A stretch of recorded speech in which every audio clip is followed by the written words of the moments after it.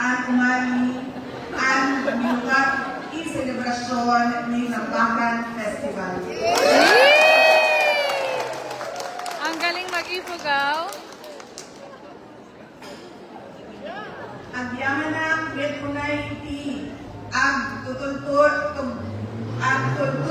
ang suporta ken panagtalekyo kaniya ken kabigti kakadwa ken iti opisina ti Vice Presidente. Ang galing.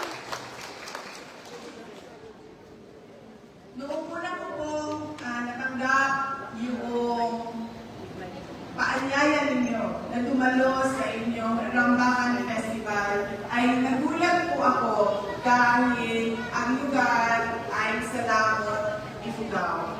At hindi ko alam, marami pa lang nakakilala sa akin dito sa Lamot, Ifugao. Of course! At totoo yun na nasa speech kanina ni Mayor, hindi ko na maalala na kami pala ay nagkita na doon sa Davao City noong ako ay mayor. Kaya nagulat din ako na nakatanggap ako ng paanyaya mula kay Mayor dahil totoo yung sinasabi niya. Lahat ng mga kaibigan ko o mga pinupuntahan ko ng mga lugar ay nasususpend yung mayor o yung barangay.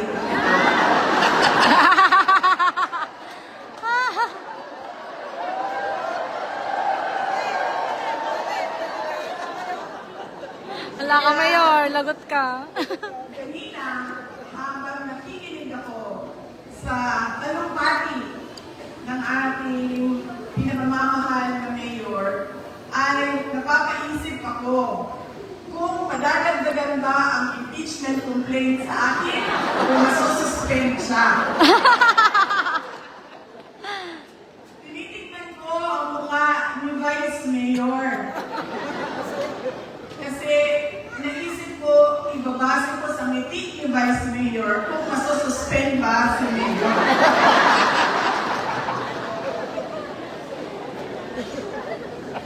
At hindi lang po yung pagkikita namin ni Mayor sa Davao City noong ako ay Mayor, ang isa sa mga common sa amin. Kilala din niya ang kasamahan ko, o schoolmate ko, sa San Beda College of Law na tiga Apayao, si Gelasio Bonga. Maalala ko siya. Magkasama sila pala sa, at ito ang hindi ko alam na kwento ni Jel. Magkasama sila sa St. Louis University. At pareho silang nakasuhan. St. Louis University. Kaya umabot si Gelasio Bonga sa San Beda. At maalala ko siya dahil nakikita ko sa mga kapatid ko dito sa Cordillera, lalo-lalo na dito sa Ifugao, yung sa amin noon sa law school, yabang ang tawag namin. Medyo mayabang siya. Pero, hindi siya medyo mayabang talaga siya. Pero ngayon, na ilang beses na ako napunta ng Cordillera Region, naiintindihan ko na hindi siya yabang, kundi yung self-confidence o yung paniniwala niya sa sarili niyang kakayahan. Yun ang nakikita ko kay Mayor at sa iba pa mga taga-Ifugao.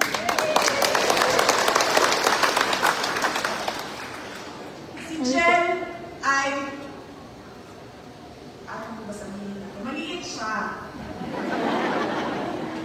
Tapos, medyo moreno. Hindi na moreno, maitim talaga siya.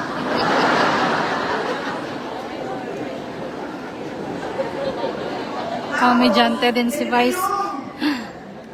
Tiwala niya sa sa sarili niya. Pag nakikita niya ako naglalakad sa aming koridor, tatayo siya sa door frame, pintuan ng classroom. Gaganon siya doon. Tapos nakita niya ako. Tapos sasabihin niya sa akin, "O Sarah, saan ka pupunta?" Tapos, minsan pa ay tinatanong niya kung gusto ko bang sumama sa kanya. Minsan naman, pag tumadaan ako, dyan siya, lalakad, magkasalubong kami. Papasok ka ba o hindi? Sasamahan kita.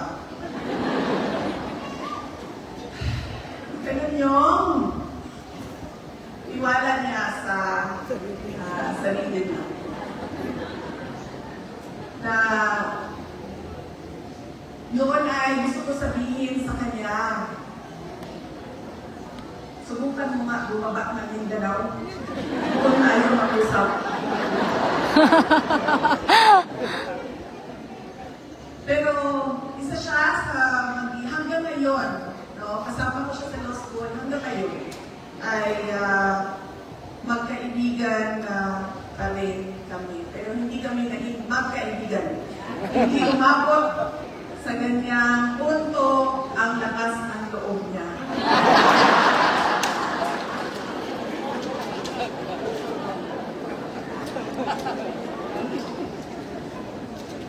Mga kababayan, pinapaabot din ni dating Pangulong Rodrigo Duterte ang kanyang pagpapasalamat sa inyong panalangin sa kanyang pag-uwi dito sa ating mahal na bayan.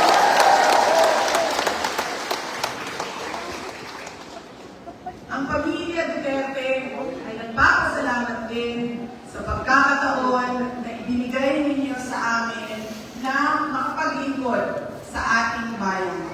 Malaki ang utang na loob namin sa inyong lahat, mga kababayan, sa pagkakataon na ito. Ang lakas namin ay hindi galing sa aming apelido o sa katayuan namin doon sa syudad ng Davao, kundi galing ito sa Diyos at mga kababayan, as namin ay galing sa inyong lahat.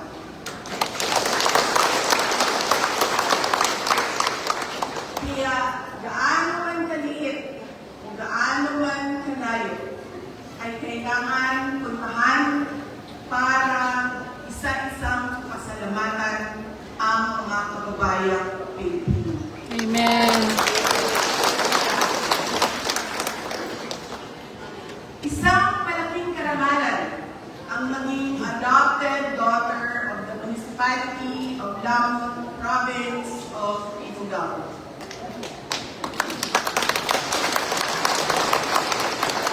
At mabigyan ng pangalan na Oltago. Malapit na siya sa Oragon.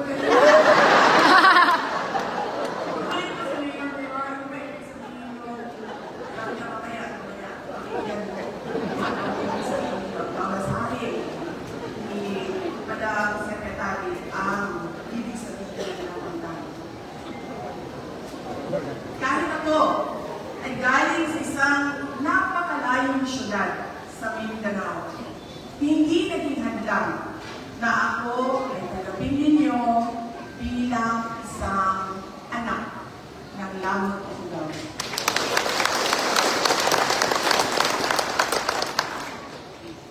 Isa itong napakahalagang regalo na hindi kailanman mabibili ng salapi. At hindi kailanman maibabalik o mabayaran ko sa inyo. Yung aking pagkapanalo sa halalan, kung meron pang halalan, sa taon na 2028, at yung inyong sangguniang bayan o municipal bond ay nasa hangin pa, nasa kamay pa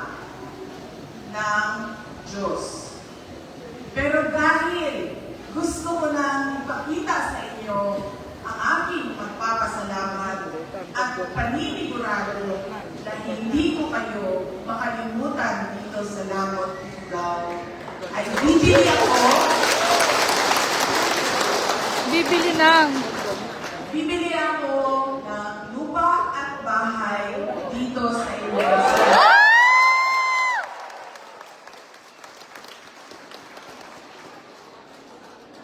Mabuti na yun, madagdagan natin ang unexplained wealth ni Inday Sara sa statement.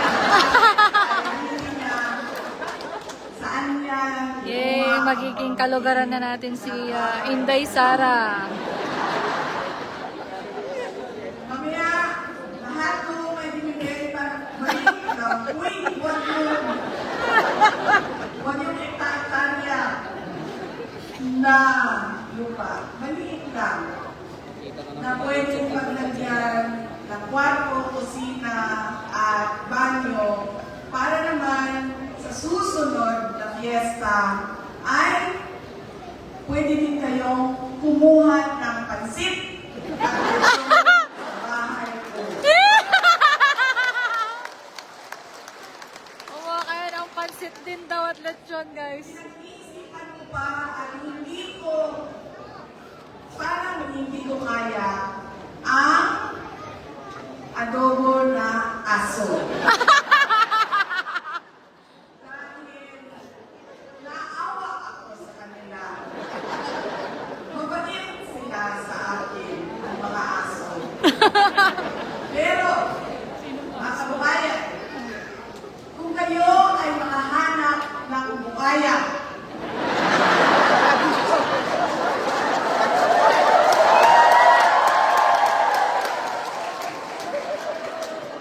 dito sa Cordillera, ay marami kami sa Davao City na marunong maglechon ng buhaya.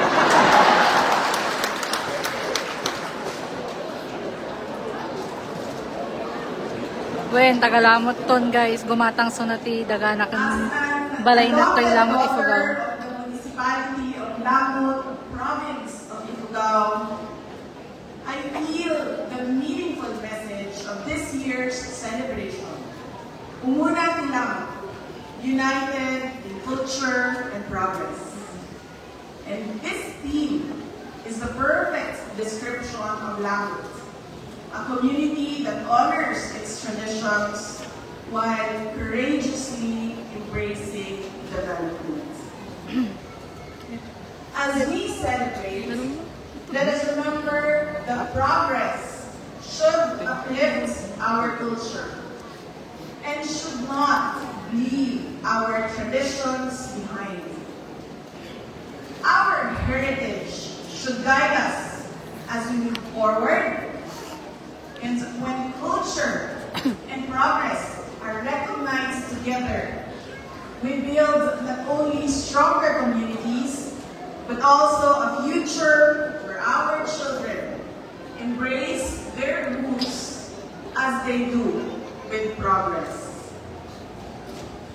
Kahapon po ay nandito na kami sa Ifugao dahil maaga kami nagbiyahe kasi naisip ko baka kung ngayong araw kami magbiyahe ay hindi kami aabot sa ating programa ngayong umaga na ito. Biyahe kami at dumiretso kami sa Quiacan, Municipality of Quiacan. Doon kami natulog at namasyal kami sa iba't ibang mga lugar doon sa Quiacan. Una na, kaya pala nawawala si Mayor na ako ng Quiacan.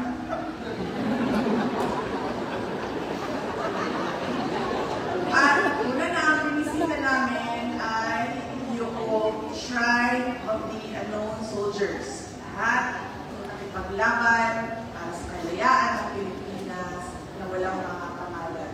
Bigay kami ng maikling dasal para sa kanila at pagpapasalamat sa kanila sa pakikipaglaban para sa ating mahal na bayan. Binisita din kami sa Rice Terraces o Open Air Museum ng Quiacan. Hindi ko po una nakita, kahapon ay hindi yun ang pinakauna kong nakita ang mga terraces. Noong kami ay Bukawi noong nakaraang taon, meron na rin kami nakita ng mga rice terraces. At noong kami ay natulog kanila Apo Wangkor, ay nakita na rin namin ang mga rice terraces. Pero sinalin pa rin namin kahapon sa aming pagbisita ang rice terraces dahil namamangha talaga ako sa galing ng Pilipino sa paggawa ng terraces. Siyempre, akyat baba kami doon sa Open Air Museum. Pag-akyat namin ay pinainom kami noong baya Baya. ng mga kaibigan ko doon. Binisita din namin ang Ifugao Museum doon sa Kiangan. At marami akong natutunan, lalo na sa tela at hobby ng Cordillera Region. Dahil ginagamit namin ito sa ating mga podium, yung mga iba't ibang textile o tela sa iba't ibang lugar sa ating bansa. Itong tela na nakikita ninyo sa harap ay tela na galing sa Mindanao. Kahapon, tinuruan kami noong guide sa museum kung paano mag-weave o mag-hobby. At tinuro niya sa Ano amin yung hobby? yung iba't ibang pamamaraan Marami didi tapis. pinakita niya rin sa amin kung paano gumawa ng handmade thread o kamay na gawa ng sinulid. At tinatanong ko siya kahapon, gumagawa pa ba sila na sinulid na gawa ng kamay? Kasi ang gusto ko bilhin Wait na nga. na tela ay yung sinulid na gawa Kasi ito, pwede mo siya i-save. Hindi na. Ito, pwede mo siya i-save. Dahil matagal gumawa ng sinulid. At matagal mag-hobby. Kaya ngayon, ang ginagamit nila ay machine-made na sinulid dahil kailangan nila mabilisan na gumawa ng kanilang mga produkto. Kaya sabi ko, at nakita niya sa akin kung gaano kalakas yung handmade na sinulid. Pinaputol niya sa akin, hindi ko maputol. Sabi niya, subukan mo, putulin ito, machine-made na sinulid. Napakadali na putulin ng machine-made na sinulid. At ito yung mensahe natin ngayong umaga na ito. Nandun siya sa sinulid. Culture and progress. Kailangan nilang magsama dalawa. At hindi natin nakakalimutan kung saan tayo galing, ano yung mga tradisyon natin, at ano yung kultura natin. Hindi dapat natin totoo. Mas mura, mas mabilis ang gamit na sinulid kapag ito ay gawa ng makina. Kailangan natin yun.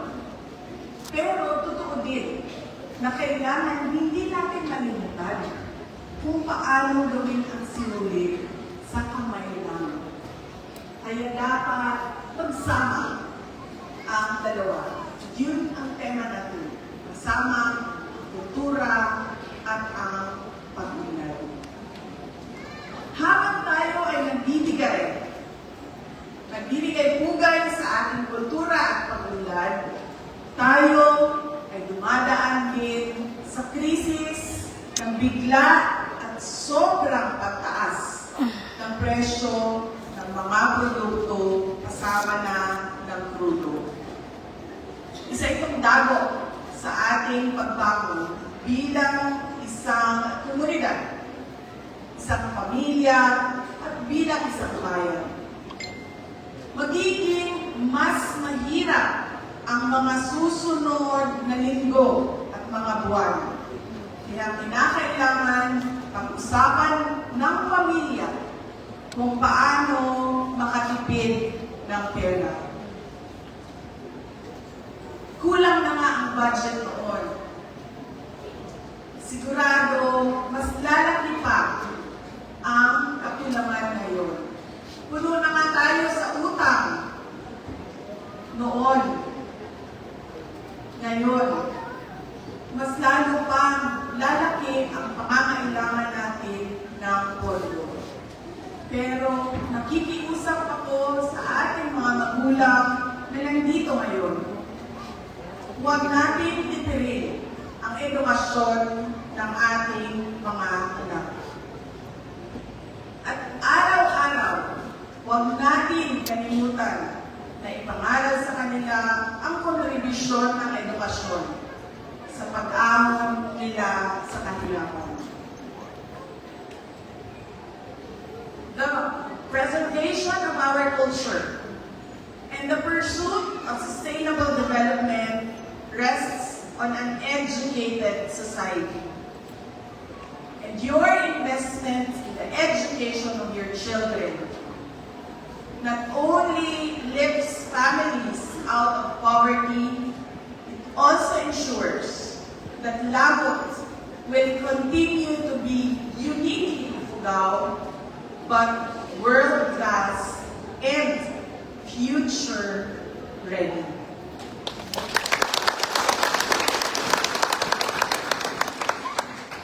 Kakailian nga taga-Ifugao, ayatin tayo ti pagilian tayo na Pilipinas para kini Apo Diyos, pagilian tin amin nga kapamilya nga Pilipino. Syukran.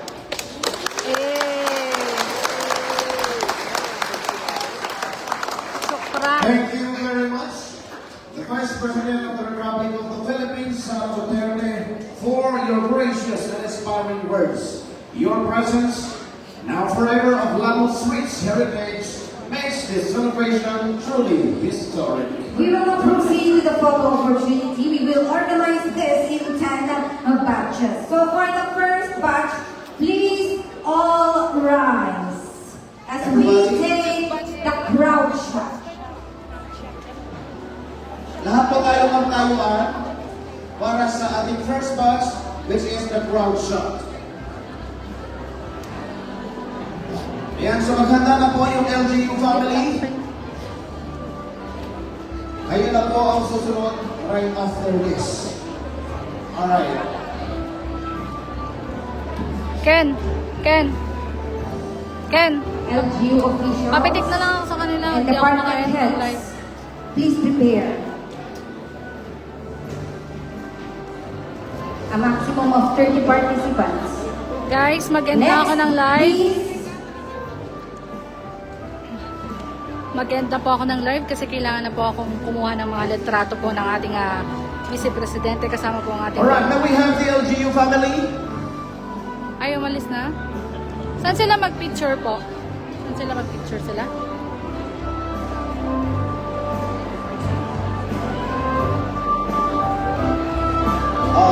For the information of everybody, don't worry. Our Vice President will come back later. Babalik po siya, guys. So, ayan. Personal necessity. So please listen to your batches. Mag-lunch muna daw po ang ating Vice President, guys. So, babalik po kami mamaya. Ayan. Happy Rambakan, Lamot, Ifugao. Ayan, kakain muna ang ating Vice President, guys. Ayan. Happy lunch, everyone, and happy fiesta!